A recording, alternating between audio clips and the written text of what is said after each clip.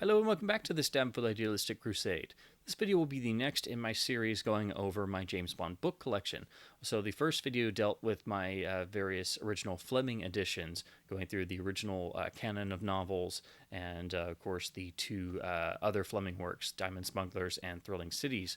So this video will pick up where that video left off with the first official Bond continuation novel, which was, of course, Kingsley Amis's Colonel Sun here in the U.S. first edition with the iconic surrealistic art on the jacket, which has never quite been explained, but it's just a beautiful image for this particular novel, which picked up the torch and carried Fleming's Bond forward into a new adventure. And then once I go over that and the things in between, we will move on to the primary part of this video, which will deal with the long-running John Gardner era, which began in 1981 with License Renewed here, this being the original U.S. first edition hardcover. And this video is doubly special because this year, 2021, of course, marks the 40th anniversary of this particular book. It's hard to believe. License Renewed is now 40 years old. And, of course, it came out in the same year as For Your Eyes Only, so 1981 became a nice relaunch, as it were, for both the film series becoming more grounded and the relaunch of the book Bond in the form of License Renewed. So there was a lot of nice PR around both properties, which helped the Bond flag fly higher in 1981. And of course, John Gardner went on to write from 1981 to 1996 when the torch was passed to Raymond Benson. But that means we have a lot of ground to cover, so this will merely be a part 2. So with that being said, let's go off to the table and take a closer look at the world of the continuation novels of James Bond. So here we have the first official continuation novel. This is Kingsley Amis's Colonel Sun from 1968. Of course, published originally under the pen name of Robert Markham. These are the two major U.S. versions. Of course, we have the U.S. hardcover and U.S. Bantam paperback with two completely different art style designs. The hardcover has this extremely Dali-esque surrealistic painting for the cover, which has always been one of the most striking of all Bond dust jackets. It's definitely going for a very different style, and again, it really stands on its own, as you can very well see in terms of other James Bond book covers. It's very uncommon to actually find these days, particularly with an intact dust jacket, so I was very happy to finally pick one up just to have this particular version on the shelf. And as you can see, the art continues onto the spine as well as the rear. So when you open it fully, opened fully, it appears as so. It's a nice jacket. It's very visually striking, very eye-catching, but again, very atypical for what you expect for a James Bond novel. Show you the book itself.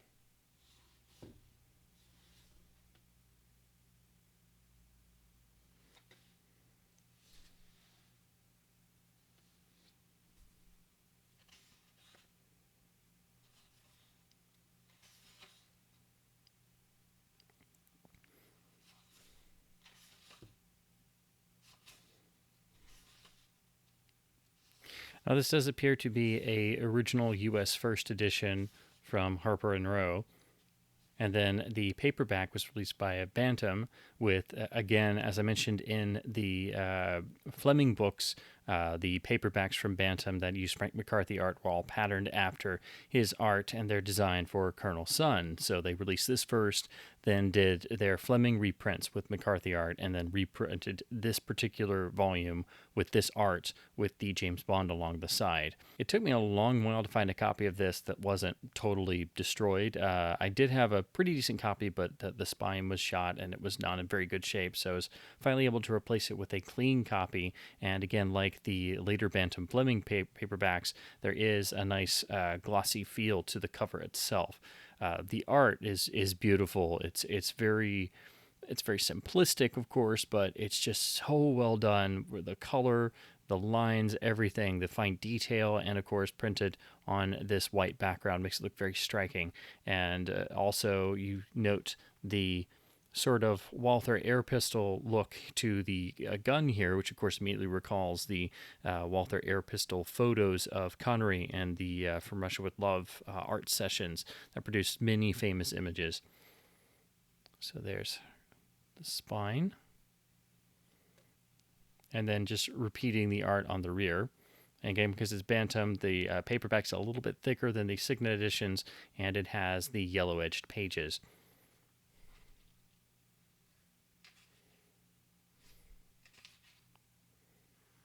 So this is credited as a Bantam second printing and is from 1969.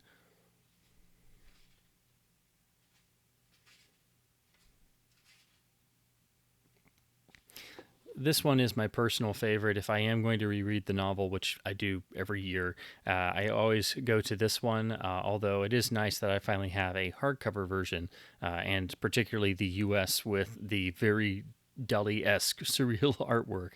And so now I just kind of jump back and forth. But if I had to choose one, this one's still my favorite because, again, I love the artwork so much. Next, we come to a very strange volume. It's not a continuation novel. It's not a plain novel per se, and it's not the purported, of course, authorized biography it claims to be. This, of course, is John Pearson's 1973 Authorized, and by that I mean literally authorized by Glidrose Publications, authorized biography of James Bond. The idea being this is essentially a novel purporting to be the biography of the real-life version of the fictional character Fleming wrote about. So there is a little bit of breaking of the fourth wall, and it is obviously a novel designed to be read as if it was recounting the actual version of facts based on the exploits as described by Fleming and his original Bond novels. So it's a very interesting read. Definitely takes a little while of getting used to when you're used to reading the traditional Bond novels, but it's a must for any Bond shelf. This in particular is a 1986 paperback reprinting. There's been a number of versions, but I don't think it's currently in print anywhere. I'll show you the spine. I know when I was first getting into the Bond novels and I managed to stumble across this pretty early on, it definitely threw me for a loop the first time I read it. And then I managed to grasp the concept of what it was doing and sort of playing around with the fictional character in a real life or real world scenario. So it is a heck of a lot of fun. It's not talked about often enough, really. I actually like the design of this paperback, and there are a number of paperback reprints that'll probably be your cheapest option of getting a copy of this. Again, this one is from 1986. So, in moving on to the next officially published Bond material, I wanted to take a moment and spotlight the two completely overlooked Christopher Wood novelizations of the films The Spy Who Loved Me and Moonraker, published in 1977 and 1979, respectively. I will cover the other novelizations in the correct point in the author's tenure when we get to Gardner and Benson in a little while. But these, of course, were published at a time where there weren't any new Bond novels being published. And the really interesting thing about these, they are not straight novelizations. While they do obviously retell the story of the film, for both of these novels, Christopher Wood did a very interesting thing. He actually set out very seemingly to write the Fleming pastiche to end all Fleming pastiches. And what I mean by that is each film's story is retold in novel form, and reading it feels as if you're reading a Fleming original for most of it. It's absolutely incredible how well that Wood was able to get the spirit of Fleming and the tone of his writing. And there's so much additional material in these novelizations, so much extra little bits of business, and entire sequences are wholly invented for these. Some things were obviously dropped from the films, so you will get the usual nice little bit of deleted scenes, tidbits sprinkled throughout like you do with a lot of novelizations. But these literally read as if they are Fleming novels almost. They're obviously not not Fleming, and you can tell that somebody else wrote it. But again, this quality of it being a full-on Fleming pastiche really sets these apart. And so, for me personally, this is the closest anybody's come to fully replicating the Fleming sweep, or the Fleming swoop of a narrative, and his particular dry wit and his observational style and his getting fully inside Bond's head in a first-person perspective for all of Bond's musings and things. And the reason why I say this is, later on, post Benson, there have been a number of times where, particularly with Sebastian Faulks and Devil May Care, where it was credited, and there was a whole PR thing about he was writing as Ian Fleming, so trying to be as close to Fleming as possible, which it really wasn't. That was more of a PR thing than anything. But if you were looking for that, really the closest anybody has ever come, in my opinion, are the two novelizations for the films that are generally regarded as the point at which the film series really started to get away from the Fleming style and firmly move into more of a fantasy territory, particularly with Moonraker. I would make the argument they are both perfectly well grounded, and that quality is far too stressed, and actually I would defend them in every single way. But if you were never into these two films for those particular reasons, I absolutely suggest that you check out these novelizations, because they will give you a completely different perspective, and they actually give more background to the villains in the film. Again, it's such an incredible experience reading these two. You get Stromberg's backstory that you don't get in the film. You get Drax's backstory, this particular version of Drax that is not quite the Fleming Drax, but there are little nods. And then there's little things that Wood does that also harken back to things Fleming did in his own Bond novels. So Wood even lifts some of Fleming's style. So they are completely one of a kind in this regard. And it's such a shame that they've been out of print for decades. They did come back as ebooks on Amazon, I believe, a couple years ago, but now they're gone again, if I'm not mistaken. So you're stuck trying to track down these original paperbacks again, which Spy is definitely seemingly more common than Moonraker. Moonraker is the much harder volume to find, but they are out there. The real trick is finding both in excellent condition. I had copies of these before this that were pretty beat up, and I actually had Spy long before I had Moonraker. It took me a long time to find Moonraker, and then eventually I was able to track down these nice copies where the spines are pretty intact. And they do have, Spy in particular has a nice bit of gloss on the jacket. This is a Warner Books tie-in. And then the back just has the film credits. So, of course, you picked this up in 1977, and if you didn't know Book Bond, you would be very perplexed reading this, because this literally reads as if you were watching the film, but it was completely written by Ian Fleming. There's even a torture sequence that Wood invents for this book and works in here. So if you wondered what The Spy Who Loved Me, the film, would be like with a very Fleming-esque torture sequence, well, this book has that for you. So again, if any of this is tickling your fancy, do indulge in these. You will not be disappointed. So here is Moonraker, and of course promoting on the front as well, now a motion picture from UA. This switched over to Jove. It doesn't quite have the same thick gloss that the Spy copy does. And this one does have a little bit more wear. Not only is this a harder book to find, but it's much harder to find in perfect shape.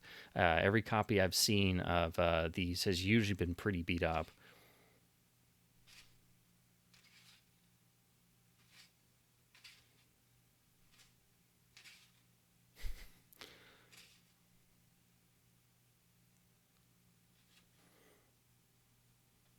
So now we jump forward to 1981 and the start of the John Gardner era of James Bond.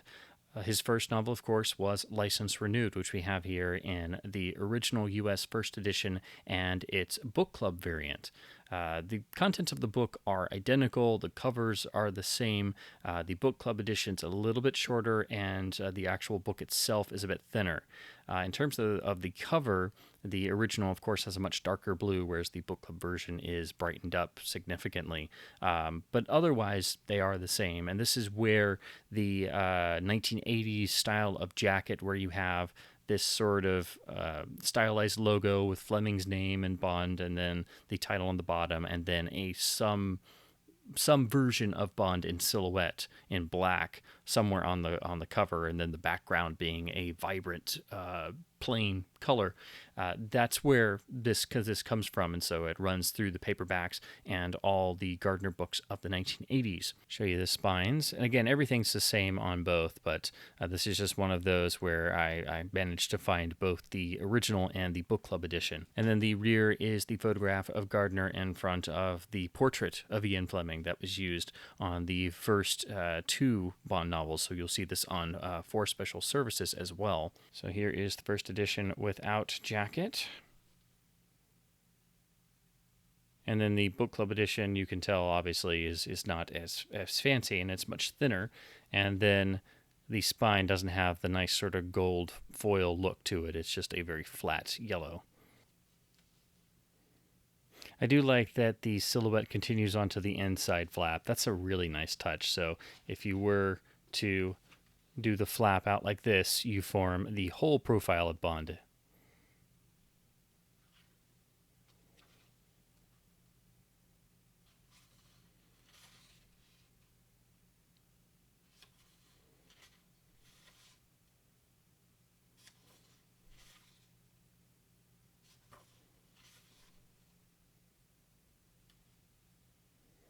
The book club edition has a white inner flap, so of course then that doesn't quite match. But, it looks striking enough still.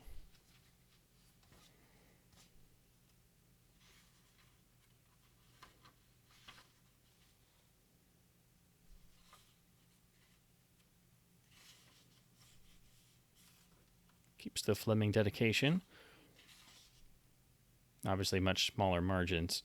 So, of course, License Renewed was really the start of a new era for Bond, and really helped to bring the literary Bond back into the public's eye with a really nice launch campaign prepared in 1981. And this dovetailed perfectly with the 1981 release of the film For Your Eyes Only, which was a dedicated attempt to bring the film Bond back down to earth.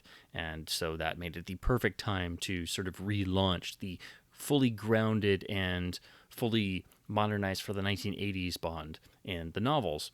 So it's exceptionally hard to believe that we're now at the 40th anniversary of this particular novel and the start of the John Gardner era. So on the paperback side of things, I have 3 original editions of the US paperback.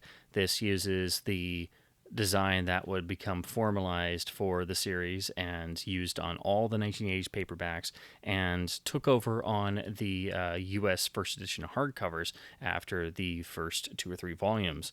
So you've seen me talk about the Fleming 80s paperbacks. They all have this same cover design, and this is where it originated.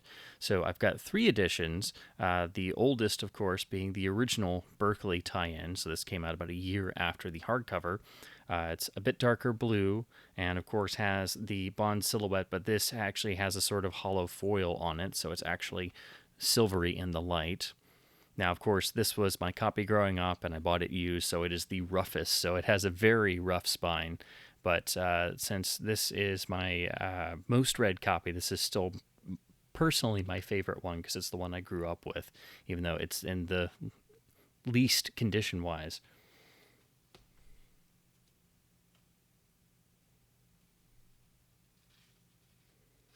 So as you can see, this is the first paperback that came out in May of 1982. Then we move on to the second. This is still Berkeley, but they did take away the fancy printing on the silhouette very early. So all of the 80s paperbacks that are like this, that had the silvery foil type Bond silhouette, that was usually the first thing to go. Of course, that's very common on paperbacks to cut costs. Anytime you have a fancy embossed title or logo that has that sort of foil on it as well, that almost always disappears in reprints. So the contents of the books are the same, but this is still Berkeley. This one's in really nice shape with a perfect spine. It's very difficult to find minty 80s original or even 80s reprint Gardner novels, because usually they were pretty beat up or read in airports or carried in book bags and things. So it's hardest to find them with the clean spines. That's what I've found over the years. Of course, the contents are the same. This does have the yellowed edge on the pages. So as you can see, this is a May 1982 second printing. So very quickly after the first one, they did drop the foil logo on, the foil silhouette on the front. And I like that they kept the Fleming dedication. Now we move on to my third copy. This is from the Charter imprint. So that, of course, as I said on the Fleming 80s reprints, that means this is usually several years down the road when they switched over to the Charter imprint handling the Bond novels. But again, exactly the same. It looks practically identical, but of course there's no logos or price over here. It's all over here on the side. Show you the spine. Again, everything stays the same except the imprint changes.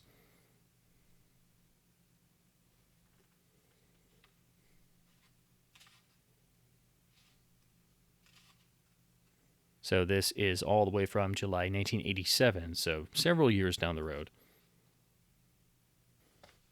So next we come to Gardner's second Bond novel, For Special Services, which is generally regarded as possibly being his best Bond novel. I don't know if I could choose just one, but this one ticks most of the boxes and was the first Gardner novel that I actually did read. I actually wound up reading this before License Renewed, simply because it's the copy I found first of the Gardner novels. So here I have the original U.S. first edition hardcover, which carries the same cover design from License Renewed with the silhouette over the spine. There's the main spine. And then the same rear image is used. Here's the Bond silhouette across the front flap. Again, it's a really nice image, so I really like what they were doing here. It's the book itself, and then the spine.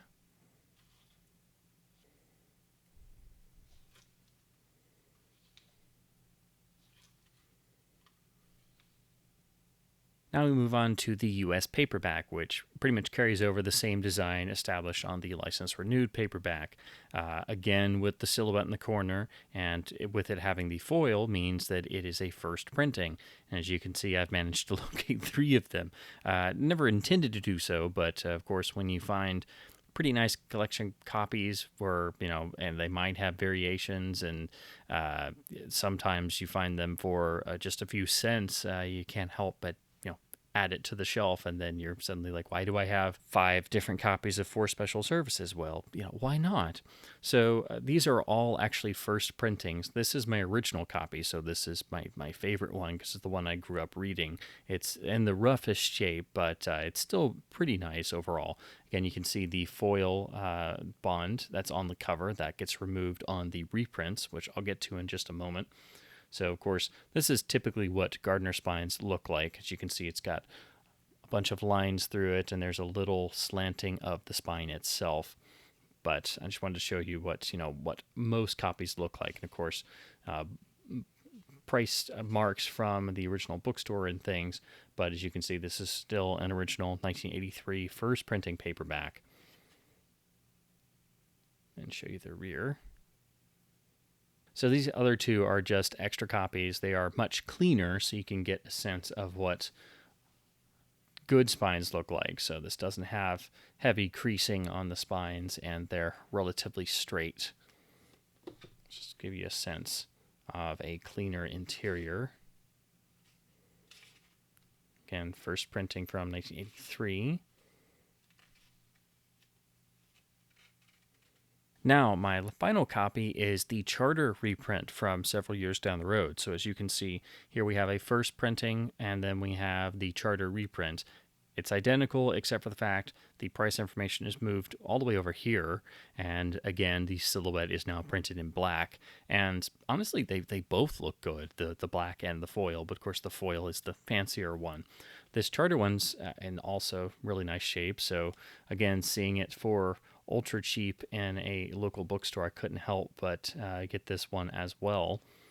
Not that I ever intended on just trying to collect a bunch of James Bond paperback variants, but for any Bond fan, if there's a variant on a shelf and it's inexpensive, you can't help but not purchase it. This also is from July 1987, like the Charter license renewed. Moving on to Icebreaker, Gardner's third Bond novel, I have the U.S. hardcover book club edition and the first edition of the paperback. Again, we're keeping with the same jacket design as License Renewed and for Special Services on the hardcover. And also, like License Renewed, because this is the book club version, the dimensions are a little shorter and much thinner than the original. But, of course, it's otherwise identical in terms of the design and overall layout. So there's the spine. But the rear this time switches to Gardner when obviously doing research for the Arctic setting of the novel and on a snowmobile. Again, with the really nice jacket flap design. And there's the spine.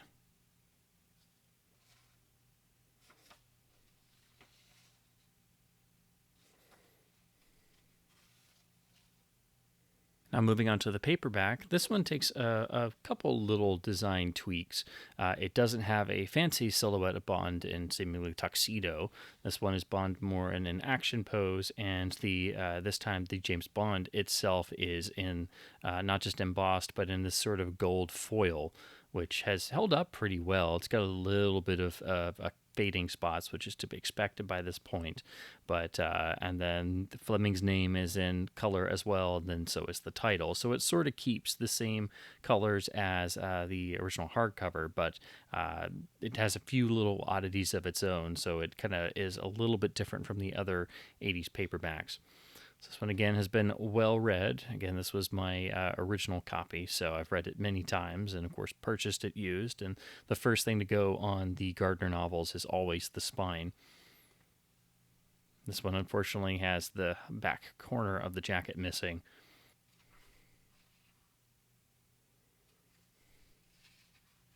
So this is credited as May 1984. Moving ahead to the fourth Gardner novel, Roll of Honor, I just have 2 copies of the U.S. paperback.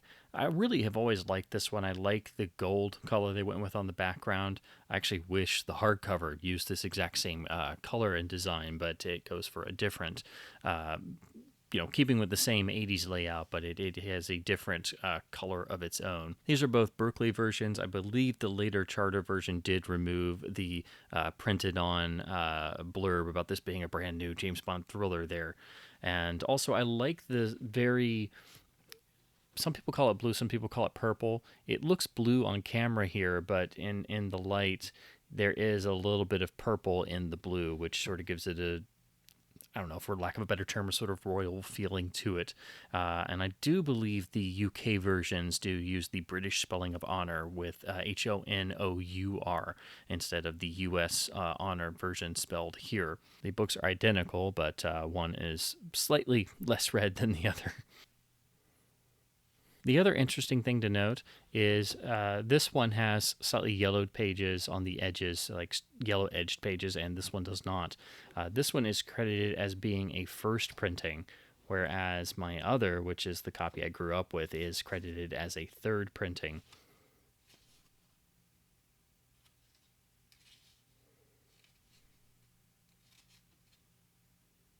Just to show you the difference on the credit page. I lied, I forgot. I do have one other edition. This is the Coronet original UK paperback of Roll of Honor. And as you can see, the spelling of honor is the British spelling on all British versions with the U as opposed to the American spelling. So here, of course, it has the image of a casino. Here's the spine. I was very happy to find this. It is quite rare to find UK, even UK British Gardner paperbacks just floating around US bookstores.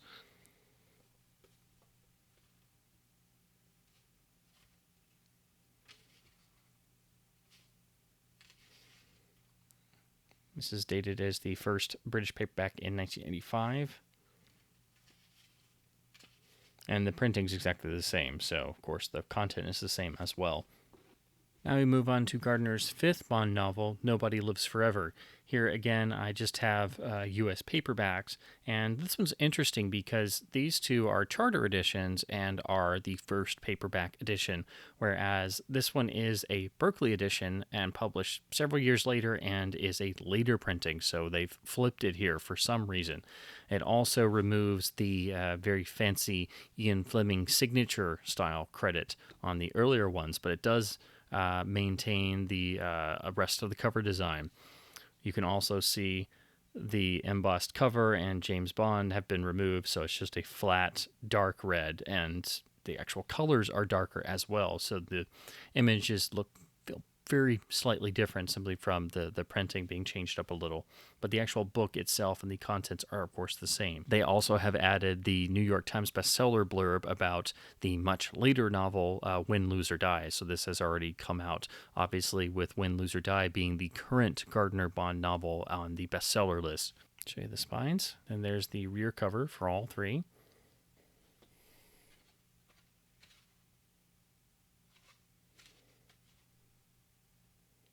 July 1987 for the Charter First Edition. Paperback, I mean.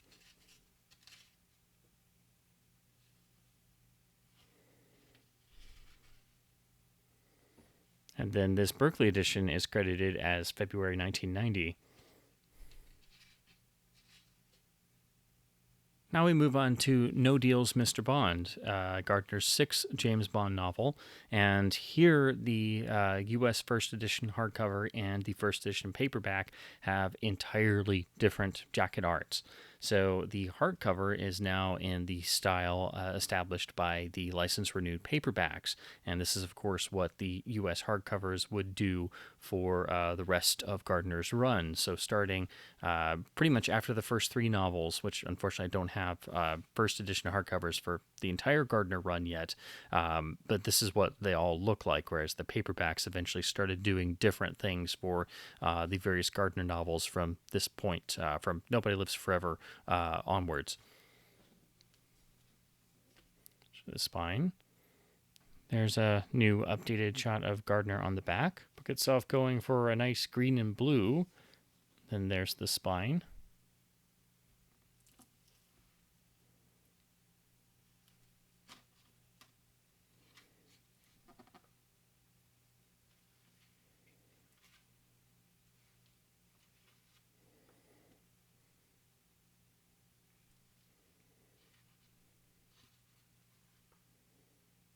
Now, while I do love the 80s design, and it is what I think of when I think of the John Gardner novels, I have to say for this particular title, I like the little bit of artwork they came up with for the paperback and the gray background and stuff. So it's at least something a little bit different from what was then becoming, pretty much traditional on the Gardner run. So I like both, but I do like that the paperback did add something new for its art. And it carries the updated Ian Fleming's James Bond header from the previous paperback on Nobody Lives Forever. So this being the Charter original, this is embossed for James Bond and the title. And again, they came up with this custom little bit of artwork here. There's the spine and the rear.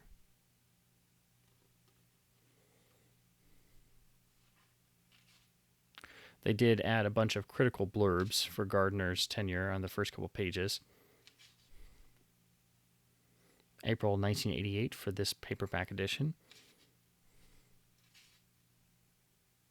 Moving on to Gardner's next novel, this is Scorpius, and again, the U.S. First Edition hardcover and First Edition paperback. So again, we have the 80s style, this time on a very bold green jacket, so it's very easy to spot on your bookshelf. There's the spine. And they did always keep the spines uniform, so if you have all the first edition Gardners on a shelf, they will form a very eye-catching, very multicolored Gardner spine shelf.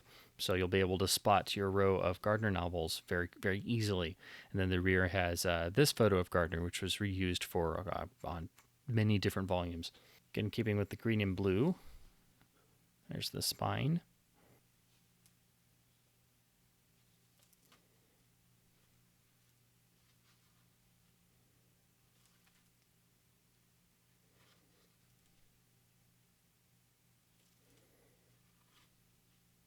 Now we move on to the paperback, where again, the entire cover is embossed this time, and they've used this sort of Bond silhouette that's breaking off into multiple versions of itself, which is something that Maurice Bender did in some of his title sequences for the films. You see it in one or two different places, but that's immediately what I think of when you have the figure in motion breaking up into essentially past versions of itself, and they're all in a different color. So it's a really nice image, and I like the blue, red, and gold, and it's on black, and the actual cover is glossy. So it just looks really nice, and they were trying to do something a bit spiffier for their jackets. Of course, the title and the James Bond is also embossed, but they've removed the Ian Fleming's part on the top, which again, they've used it to cram the bestseller information on the top. This is the Charter original paperback, and the spine is pretty good. It has one crease in it, unfortunately. And they're already plugging the next novel, Win, Lose, or Die, on the back. Again, have the critical blurbs in the front. Interestingly, this didn't come out until January of 1990, so it was a little over, almost 2 years after the hardcover came out that this paperback was released. Now we move on to Gardner's next novel, Win, Lose, or Die, from 1989. Here is the original U.S. hardback with the very bold orange cover. I don't know, it's kind of coming a bit more, it's a bit more reddish on camera here, but in reality it's much oranger. I don't know how much that's going to come across here. There's the spine. Then the rear with the same author photo. Here is the book itself. There's the spine.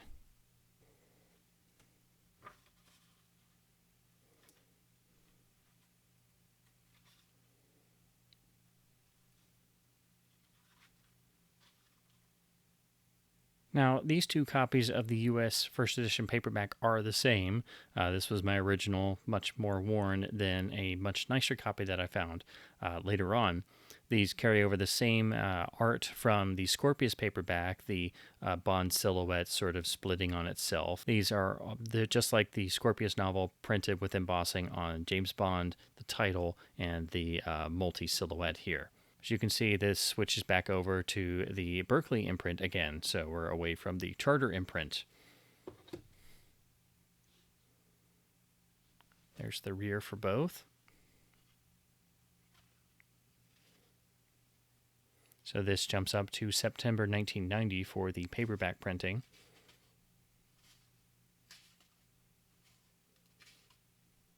So, of course, Gardner wound up writing a novelization for License to Kill also in 1989. So this was the first official novelization since Christopher Wood's novelization of Moonraker back in 1979, not counting things like the comic novelization of For Your Eyes Only. So this was the next of the actual book novelizations. And what's interesting about this, it is fitted into the Gardner paperback style. So it has this version of the James Bond logo. Ian Fleming's credit is restored on the jacket. The actual Bond logo and the title are embossed, as is the now a major motion picture printed on image there. And of course, you have an image of Dalton's Bond when he discovers Della's corpse in Felix's house. There's the spine. It's done it to match the Gardner novels at the time exactly. It's a Charter printing, so this is when Charter was doing the first edition paperbacks. There were no reprints of this paperback that I know of, and most of the novelizations, they are primarily focused on paperback editions, but I do believe there are some hardcover versions of this floating around, but they are quite scarce. The interior.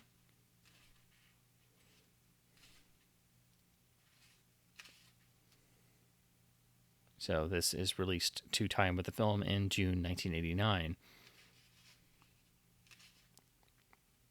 Of course, the odd thing to note about this particular book, it is not just a straight novelization of the film, but it is done to fit within the John Gardner Bond world. So you have essentially John Gardner writing his style of a James Bond novel within the world and realm of his Bond novels inside the script story of the film itself. So there are some allusions to Fleming and a little bit of Gardner's Bond, and you do get the very bizarre effect or moment, I should say, because Felix Leiter was maimed by a shark all the way back in Fleming's Live and Let Die, which was the second James Bond novel, and that happens to him in the film of License to Kill because it hadn't been used. Here you have Gardner's Bond finding Felix's body and basically having a moment of, oh no, not again.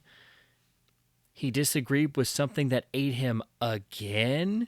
And of course, instead of Felix, losing part of one leg and an arm, he loses the false ones that he was wearing ever since the aftermath of the Live and Let Die novel. That's just one example. That's the primary example of this bizarre bit of it being the Gardner Bond based on the Fleming Bond in the story and world of the film License to Kill that was adapting pieces of Fleming that hadn't been done in the films yet. So it's a bit of a weird read in that sense, but it also helps it stand on its own because it does fit in the John Gardner novel chronology, which is why I think it's important to have it here around the time of Win, Lose, or Die, because technically this is Gardner's Bond inserted into the world of License to Kill. And as usual, you get some deleted scenes that weren't in the actual released version of the film and extra bits of Bond's monologue, so it gives a slightly different perspective on certain moments. Moving on to Brokenclaw, here we have again the US first edition hardcover and first edition paperback, which carries on the traditional design of each established by this point in time. So the hardcover has this very nice, again, pretty eye-catching gray cover, or silver cover, I should say, with the same author photo on the back. Here is the book itself.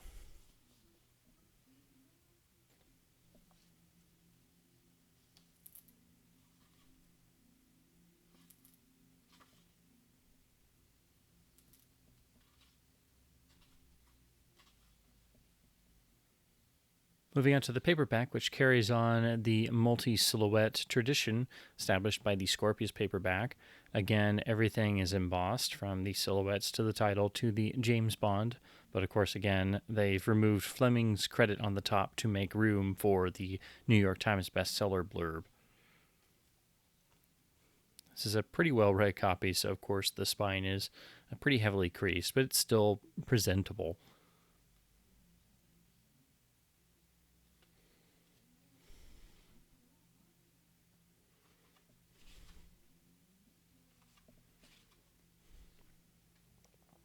Have again switched back over to Berkeley for the first paperback printing, so this is April 1991.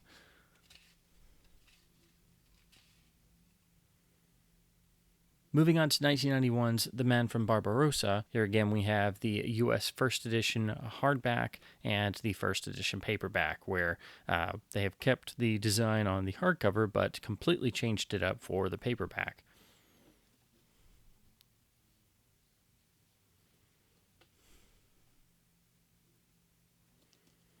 Again, using the same Gardner photo.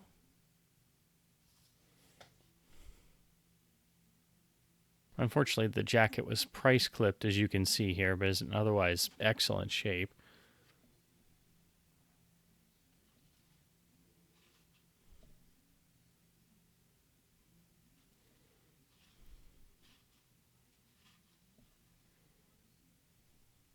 Now we move on to the paperback, which, as you can see, keeps a similar James Bond for the font, but they have moved the James Bond credit all the way up here and have the bestseller blurb up here, and then has the version of the silhouette, the multi-silhouette now, as a multi-silhouette of ostensibly Bond holding pistol. And it's a dramatic cover in its own right, and I think it really works, so I do appreciate that they were doing something different. Again, everything is embossed here, from Bond to the title to the silhouette, and it's not just on a silver background, but this actually has a sort of foil effect, so it catches the light, as you can see. It's not quite mirrored, but the whole, it thus makes the entire front cover of the book shiny. So again, it's at least a nice little eye-catching thing they did. And then the spine is got this nice bold red to match the title font on the front.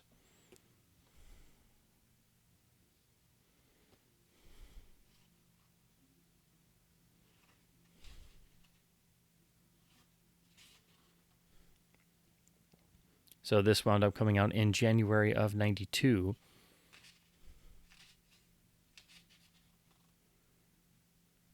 Next, we move on to 1992's Death is Forever. For me personally, this is probably my favorite of the second half of the Gardner books. There's a remarkable energy increase in this particular volume. It's not perfect, admittedly, but when I reread the Gardner novels and I get to the especially the later books, this one is the one that kind of stands out as probably the best of the last few books that he wrote. Again, keeping with the same style of cover on the U.S. first edition here, but on this nice sort of gold or almost bronzed gold color. Again, the nice matching spine, so all of the volumes match on the shelf. Now, this goes for a photograph of Gardner across the entire rear, and it does look very similar to the ones they had been using on the previous volumes, so it at least fits there. I think it may even be the same hat. Here's the book itself. Silver spine to match the last few.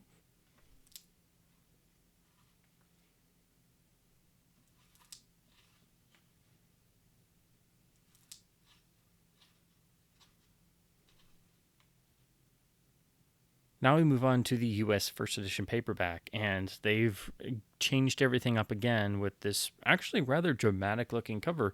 It doesn't quite come across on camera because all of the cover is embossed or die cut in some way. So, of course, we have James Bond here in red now. We have the blurb about being a New York Times bestseller. But Bond, the title, and Gardner's credit are all embossed. But this design is, of course, a tombstone, and you can see the Union Jack is sort of cut into it. Try and make it more apparent on camera there. And this is also embossed. So this whole cover is actually embossed and, has that sort of raised, almost 3D effect to it. So it's a really effective cover. Of course, the background is like this sort of dark blue-green almost, which kind of makes it not as apparent. But again, it's one of the most striking of the Gardner paperback designs. The spine is pretty straightforward. Then the rear keeps with the same design we've seen on the last few paperbacks.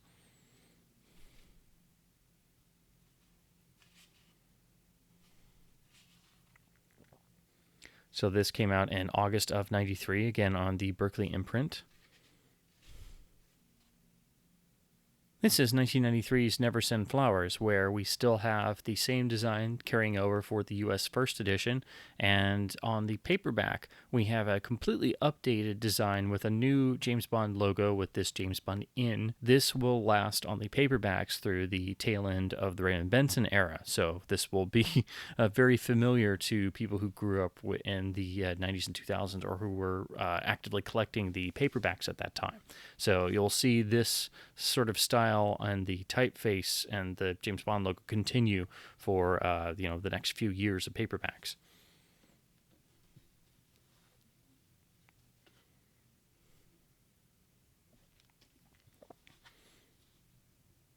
And now we've gone back to a smaller version of the Gardner picture on the back. Just the book itself.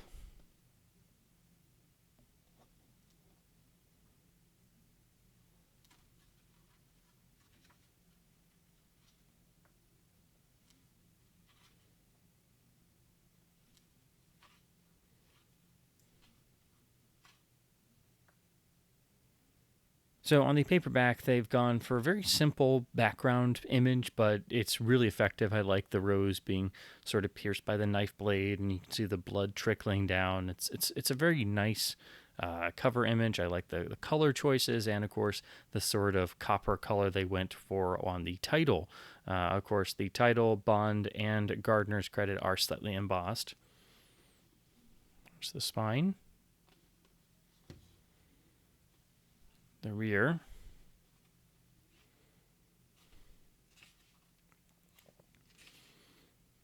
This wound up coming out in June of '94.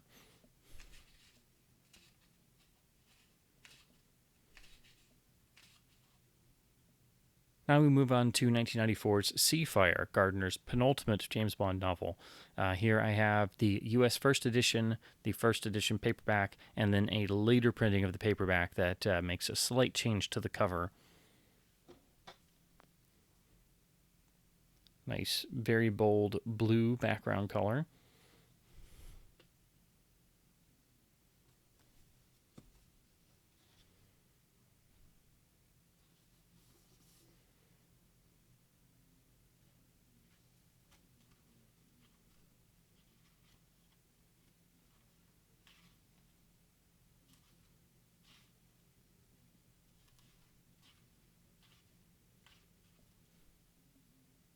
Now we move on to the paperbacks. As you can clearly see, they are the same, but the second printing removes the embossing on the Bond logo, the title, and Gardner's credit. Also, this central image of the Union Jack on a sort of medallion with the anchor is embossed, whereas all that is gone here, and they've switched the title to being this sort of yellow color. Again, it has the updated James Bond in logo that we'll see run through the Benson era. The spines are pretty much the same, but the later copy has a darker yellow on the title. The rears are identical otherwise, and the other major difference is, of course, by the time of the reprint, the original price has gone up $1 to $6.99.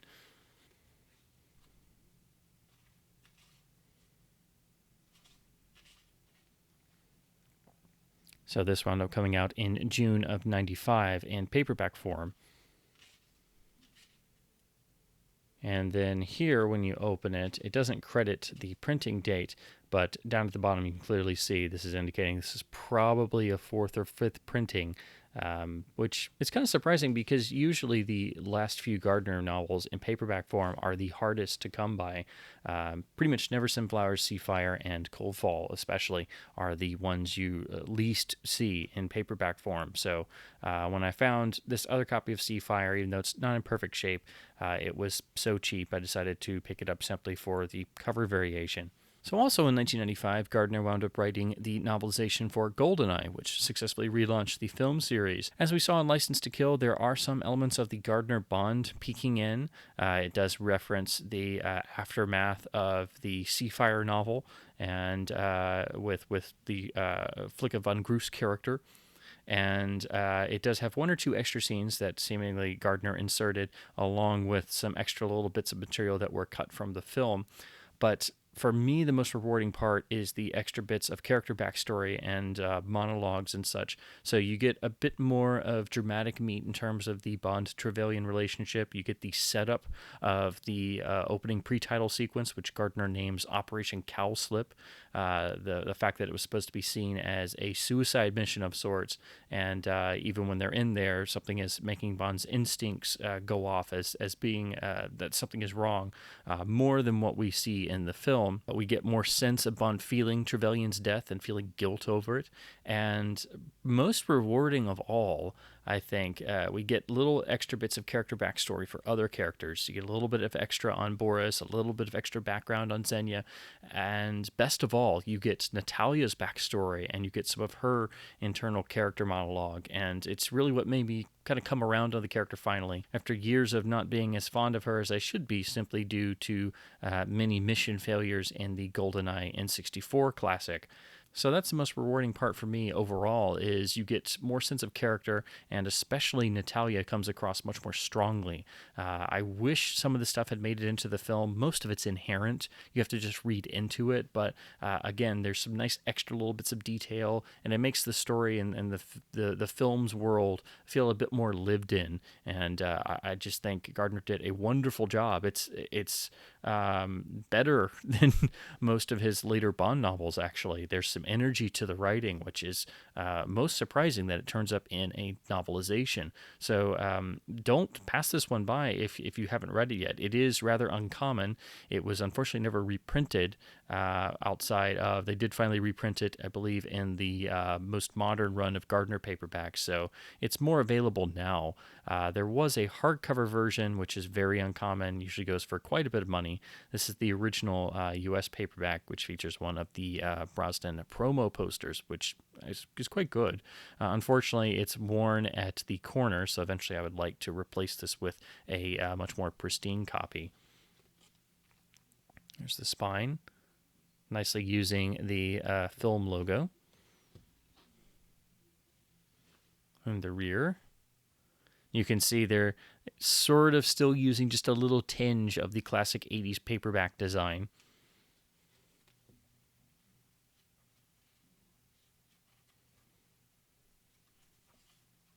So, of course, this was released in November 95 to tie in with the film. And here we come to 1996's ColdFall, which proved to be John Gardner's final novel in his Bond run and ended his era of James Bond literature. Of course, in the UK, it was printed under simply the title Cold and does have some text differences. So here, the US version is significantly longer and, of course, has the different title. There have been some Gardner novels that have been reported to have slightly different text or edited text in the US versions compared to the UK originals. I've not been able to locate UK versions to completely check every single volume, but this is the one time where there is, of course, confirmation in the title as well, and this would be the most significantly changed. And in fact, you will probably most likely want this U.S. text because it is much longer. But I would like to read the UK version someday just to see if it makes much of a difference, because unfortunately this novel, at least for me, doesn't really make a whole lot of sense. And every time I go back and reread it, it's the one James Bond novel where I find myself saying, what the heck is going on? What am I reading? There are some interesting ideas in it, and there are some callbacks to earlier Gardner novels. Some original characters reappear, so it's a sort of goodbye, I guess, to for Gardner to writing Bond novels. And it's not to say that it's entirely bad, but it's a bizarre novel, and every time I come back and reread it, I get that same feeling. I can't shake it, and I have to remind myself of what exactly I'm reading. So here we have the U.S. original first edition, which keeps the same cover design on this bold yellow background. It is noticeably thinner than previous volumes, although the book itself is not like it's not as if it's really short, but you can see they managed to fit the whole title on a thinner spine. One last instance of this photograph of Gardner, and as a nice touch, it's not only black and purple, but here I guess because it was the final book, as you can see, they have actually printed in the Bond silhouette from the cover. Then the spine is this nice blood red, and it has the updated font that you'll find throughout the book inside.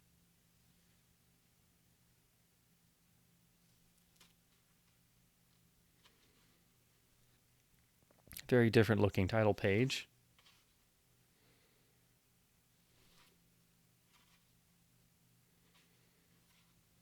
And even the title font and the chapter headings have completely changed as well. Now we come to the paperback, which abandons all previous designs and then goes for this 007 logo on the side with a Bond silhouette that seems much more like the films, or like it's taken from various poster material for one of the films. And then you get this sort of rendering of an exploding plane, and then Then you have this picture of the U.S. Capitol on the bottom. The actual title, the author credit, and bond, of course, are embossed, so that sticks out nicely. And it's for a jacket, it's okay. A cover, I should say.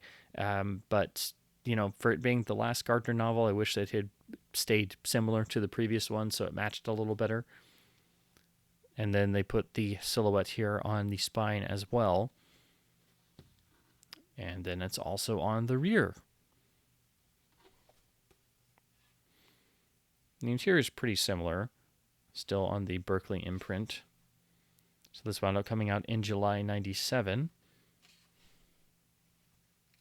And because ColdFall is in 2 different books over a period of time, that's why you have book 1 and book 2.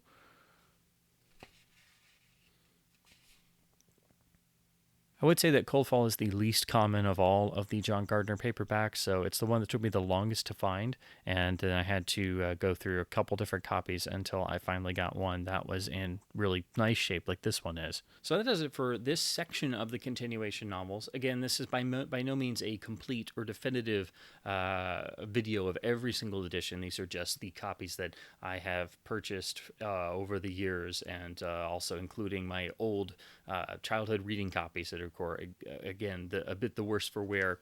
But it is a section of the James Bond fandom that, unfortunately, is one of the least well-known and well-read or well-researched even.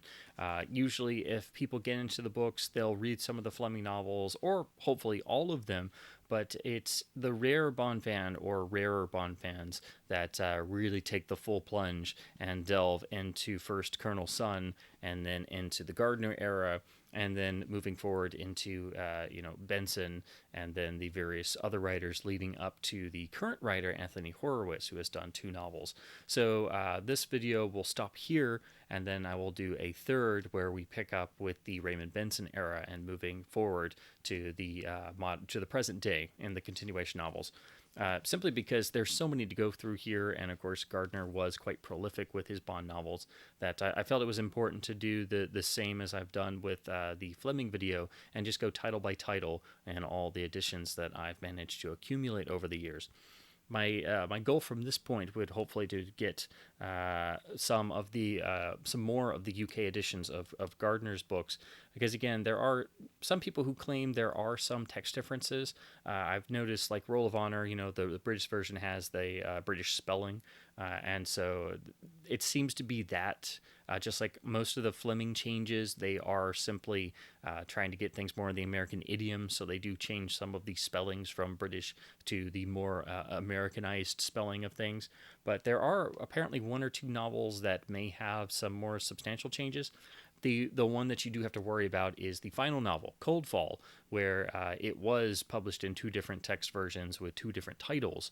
So if you're in the UK, you'll probably want to get the US one. And since I'm here in the States, I've never read the British version, which is shorter and just called Cold. So I would like to get a copy of that just to have, and finally be able to read and compare the difference for myself. So with that, please leave any comments below about your own experience with the continuation Bond novels, or if you've ever even read any and just are simply interested in checking some out, or if you are a collector like myself, what you have collected over the years, or what you maybe hope to collect if you're trying to complete a set, say, of the John Gardner Bond novels. It's much easier now since we have had a modern reprint series in the US and UK, but those are now I think they're not making them anymore, so I think they're out of print now. But at least they have generated new copies that are floating around out there. So as always, thank you ever so much for watching, and stay tuned for the next video in this series, where I'll be going over the last of the continuation novels, starting with the Raymond Benson era.